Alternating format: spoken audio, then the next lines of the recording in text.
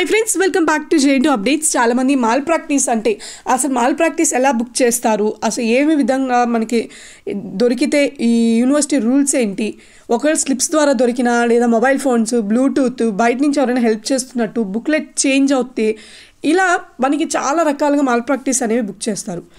ఈ mall practice మీరు దొరికిన దాన్ని బట్టి అక్కడ రూల్స్ అండ్ రెగ్యులేషన్ని రెస్పెక్టివ్ కాలేజెస్ వాళ్ళు ఫాలో అవుతారు.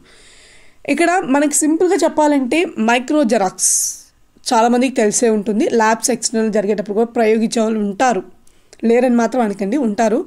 ఆ మైక్రో జెరాక్స్ తీసుకొని మనం ఎగ్జామ్ రాసినప్పుడు ఒకవేళ ఇన్విజిలేషన్కో, స్క్వాడ్స్కో లేదా ఆ రెస్పెక్టివ్ కాలేజెస్లో ఎగ్జామ్ హాల్లో వాళ్ళు చూసే వాళ్ళకో, సిసి కెమెరాస్లో చూసే వాళ్ళకైనా దొరుకుతారు. దొరికినప్పుడు వాళ్ళు ఏం చేస్తారంటే మీ బుక్లెట్ తీసేసుకోవడము, ఆ ఎగ్జామ్ వరకు ఆపేస్తారు. అంటే దానికి ఏమి అంత యాక్షన్ తీసుకోరు. కానీ ఒకవేళ మీరు వెనక్కి తిరిగి రూడ్గా బిహేవ్ చేస్తే మాత్రం వాళ్ళు ఎందుకంటే దొరికింది మీరు, వాళ్ళ దగ్గర ఫుల్ సాక్ష్యాలు కూడా ఉంటాయి కాబట్టి మనం ఆ టైంలో రూడ్గా బిహేవ్ చేయకూడదు. రూడ్గా బిహేవ్ చేసామంటే మీ లైఫే డ్యామేజ్ అవుతుంది. అండ్ ఇక్కడ ఇంకొకటి, బ్లూటూత్, మా తర్వాత వచ్చి మొబైల్ ఫోన్స్, బుక్లెట్స్ ఎక్స్చేంజ్ చేసుకోవడం. కొంతమంది దారుణంగా ఎలా చేస్తారు, ఏ మైండ్ సెట్తో చేస్తారో కూడా తెలియదు. బుక్లెట్లు కూడా ఎక్స్చేంజ్ చేసుకుని ఎగ్జామ్లో తెగ రాసేస్తుంటారు. సో ఇలాంటి వాళ్ళకి మాత్రం చాలా యాక్షన్ అనేది తీసుకుంటారు.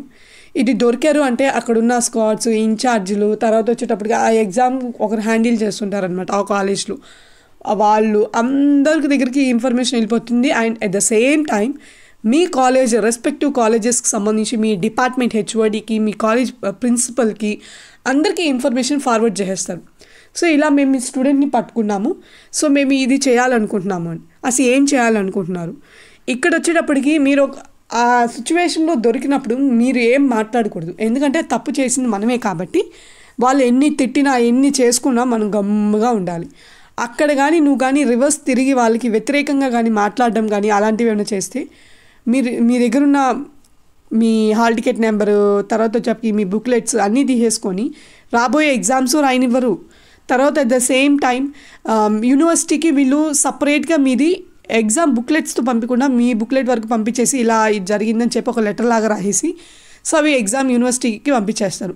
అక్కడ యూనివర్సిటీ ఏం చేస్తుందంటే వాళ్ళకి 2 ఆప్షన్స్ ఉంటాయి.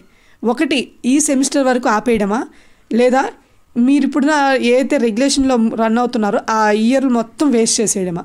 అంటే ఇప్పుడు ఒకవేళ బీటెక్ సెకండ్ ఇయర్లో నువ్వు ఇలా బుక్ అయ్యావు అనుకుందాం, BTech third year, BTech fourth year అన్నీ క్యాన్సిల్ చేస్తుంది. అంటే ఈ 4 years చదువుకున్నా మళ్ళీ మీరు కొత్తగా జాయిన్ అవ్వాలి. ఆ టైప్లో రూల్స్ అండ్ రెగ్యులేషన్స్ ఉంటాయి. అదే మనం ఇక్కడే రిక్వెస్ట్ చేసుకుని ఏదో చేసుకున్నాం అనుకోండి, అంత ప్రాబ్లం ఉండదు. అండ్ ఇక్కడ వచ్చేటప్పటికి మీరు ఏ విధంగా రిక్వెస్ట్ చేసుకున్నా ఆ విధంగా రిక్వెస్ట్ చేసుకోండి. నువ్వేంది పట్టుకునేది, మా నాన్న బ్యాక్గ్రౌండ్ చాలా ఉంది, నా ఇన్ఫ్లుయెన్స్ ఉంది, ఇలా మనం మాట్లాడకూడదు. ఇన్ఫ్లుయెన్స్ అవన్నీ ఆ టైంలో పనిచేయవు మనకి. ఓకే, యూనివర్సిటీ దగ్గరికి వెళ్ళిపోయిన తర్వాత మనం కూడా కామ్గా ఉండాలి. ఆ తర్వాత మనకి యూనివర్సిటీ మనకి కాల్ చేస్తుంది అంటే చాలా పెద్ద విషయాల్లో మనం కానీ దొరికితే తర్వాత యూనివర్సిటీ మీకు కాల్ చేసి మీ పేరెంట్స్ని తీసుకురమ్మంటారు. తర్వాత వాళ్ళు మాట్లాడతారు. అక్కడ మీరు సొల్యూషన్ చెప్పుకోవాల్సి ఉంటుంది, ఎందుకు ఇలా పెట్టి ఎగ్జామ్ రాశారనేదో. తర్వాత ఒక లెటర్ అనేది రాపించుకుంటారు. తర్వాత మీ డిగ్రీ అనేది కొద్ది రోజు అంటే లైక్ ఎన్ని ఇయర్స్ వాళ్ళు క్యాన్సిల్ చేయాలనుకుంటే అన్ని ఇయర్స్ మీకు చదువుకునే దానికి రైట్ ఉండదు. ఆ తర్వాత మీరు చదువుకోవాల్సి ఉంటుంది. సో ఇక్కడ చాలా ఇయర్స్ అనేవి అంటే మనకి మిస్ అయిపోతాం మనం అనమాట ఆ ఇయర్స్ అన్నీ. సో ఇలాగా మాల్ ప్రాక్టీస్ అనేది ఉంటుంది. ఇక్కడ మాల్ ప్రాక్టీస్లో నెగిటివ్ మార్క్స్ అనేవి ఉంటాయి రిజల్ట్స్లో. అదేం ప్రాబ్లం రాదు, మీరు మళ్ళీ పాజిటివ్ మార్క్స్ రాగానే మీకు యాజ్టీస్ మీ మార్క్సెస్ అనేవి పడిపోతాయి.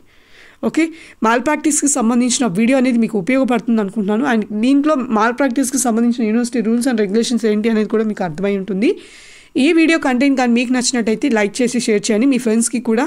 And thank you so much for watching JNT updates. Keep supporting for JNT updates.